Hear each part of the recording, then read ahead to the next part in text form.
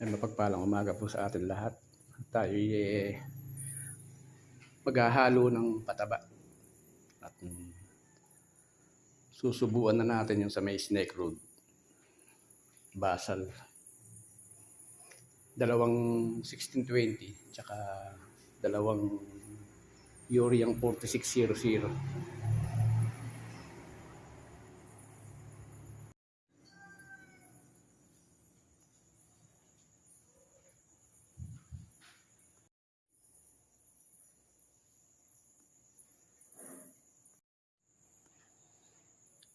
Nahalo na natin. Paglilimahin natin sako. 4 na sako lang siya. Gagawin natin 5 para medyo gumaan. Ayan na, isako na natin. 5 sako.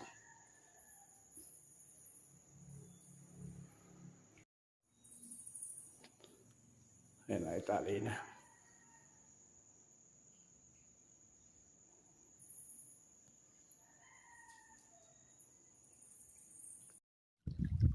Kakatubig na. Ito may dumarating.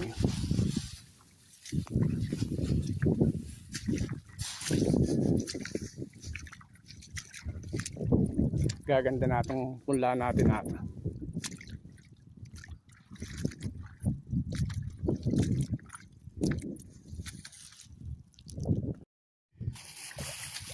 Lalagyan natin ng parang pinaka-pilapil dito para mapigil natin yung tubig dito para magkaroon siya ng pondo.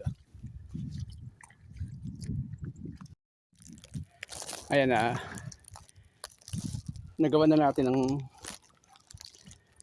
pilapil. Dire-diretso na siya yung tubig. Dire-diretso nang mag-i-stack. Ayan si Papi, oh. Kumakain. Kumakain ng palay, oh. Narito tayo sa Barangay San Juan. Ayan, dito nagmumula yung tubig natin. Ayan, karsada na yan. Patubig na yan. Yan na yung irigasyon ng San Juan. Ito dito yung sa atin. Umpisa rito. Ayan si Papi. Wala pang tubig itong isang punlaan natin dito. Ayan. Yung may tulos na yan. Hinaharangan natin yung nilalabasan din ng tubig. Ay, may dumarating na rin tubig dito sa unang punlaan natin dito sa Barangay San Juan. Andito na. Maaari mamayang hapon narito na yan. Ayan yung ating isang punlaan.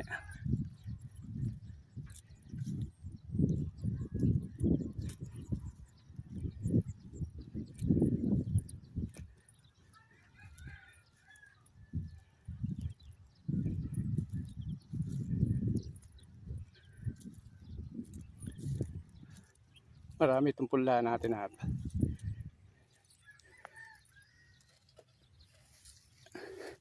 Yung mga natabunan ng lupa ay tumutubo.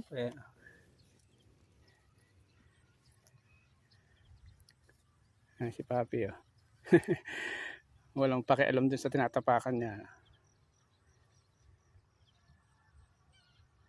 Ito yung pangalawang punlaan natin dito. Yung isa nakakatubig na, ito wala pa.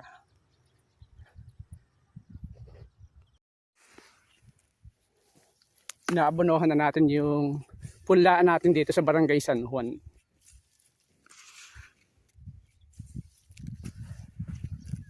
Kasi nagkatubig siya. Sinamantalan na natin.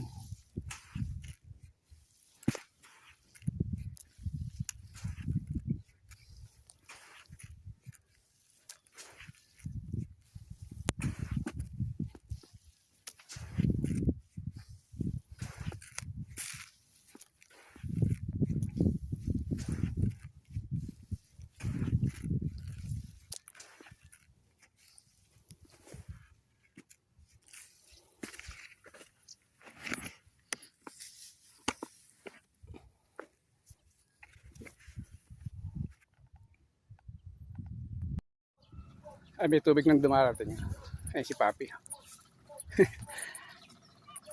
Kukuha tayo dito.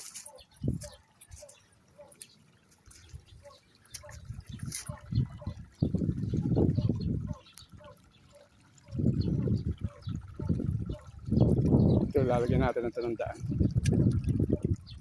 Punta lang sa baka. Ayan na yung gagawa natin kanal na maliit. Punta rito. Ayan yung sa may baka na yan yung atin. Papi! Ayan si Papi. Baka makipagbabag siya.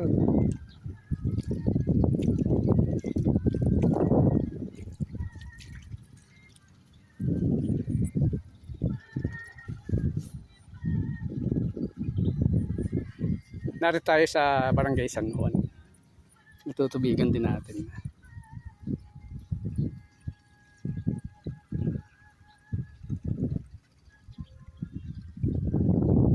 Ayan ay atin. Yung sa may baka na yan.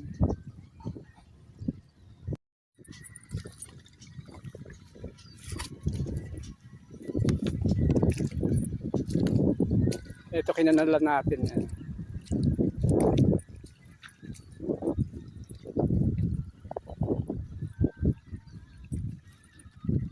Pinalahan natin ang pinalahan ito ngayon.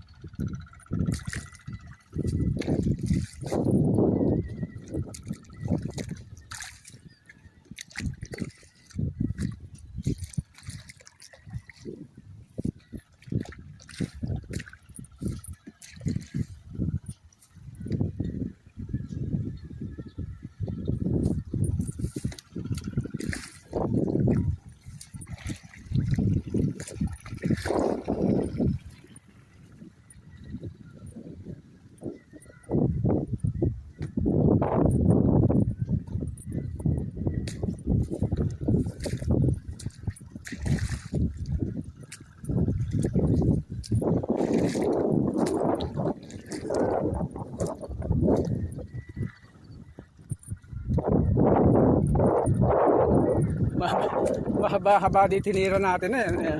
Mano-mano lang.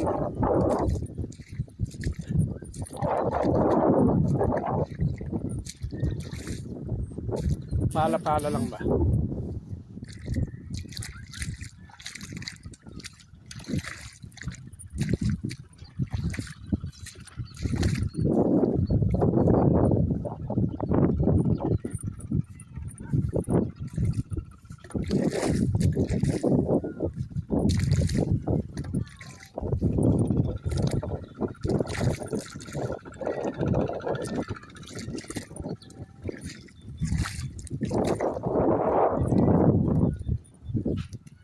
Kung sakali makatubig din tayo, malaking bagay.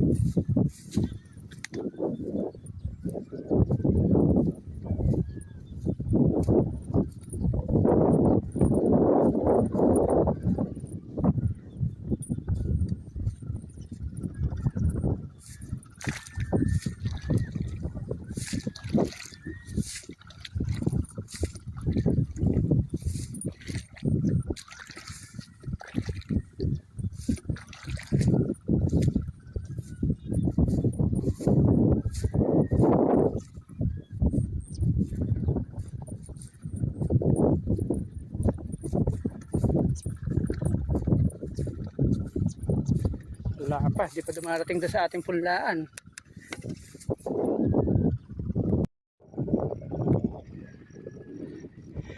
Ayan, doon tayo kumuha ng tubig sa may karsada na yan. Hinukay natin ito, papunta rito. Yung tubig andito na sa tapat ng punlaan natin. Ayan. Kaya kung magtutuloy-tuloy siya, hanggang mamayang hapon may posibilidad na magkatubig kung magtutuloy-tuloy itong tubig na ito. Ayan. Kung magtutuloy-tuloy siya, ang dating niya. Maliit lang naman itong ating patutubigan na ito. Kaya lang tuyong-tuyo siya. Ito kasi yung ikalawang punlaan natin, pang supporter sa isa natin dun sa parting itaas.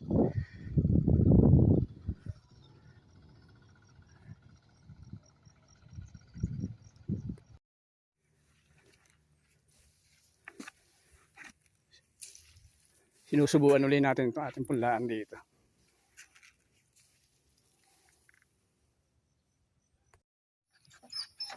Napatay naman pala yung ating in-sprayan na. At yung mga talahib. Luminis din dito.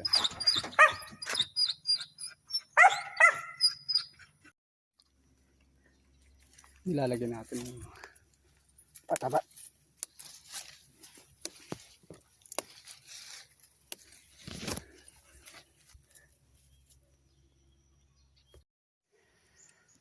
Ang bali 5 yung natira ng papaya.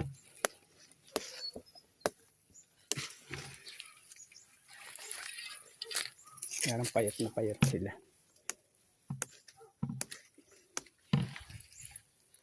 Mga dwarf yan, dwarf papaya.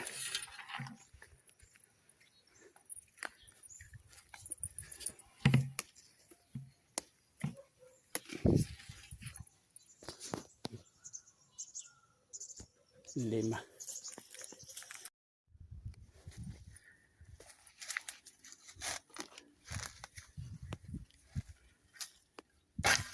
Nilagyan natin ng pataba.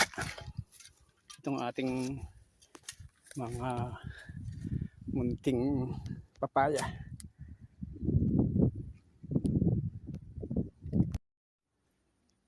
Ayan, medyo hindi maganda yung kanya. Parang napapanat. Kaya nilagyan natin ng 0060 tsaka triple 14 ang nilagay natin. Medyo siguro gaganda na yan. Baka maging malusog na yung bunga niya.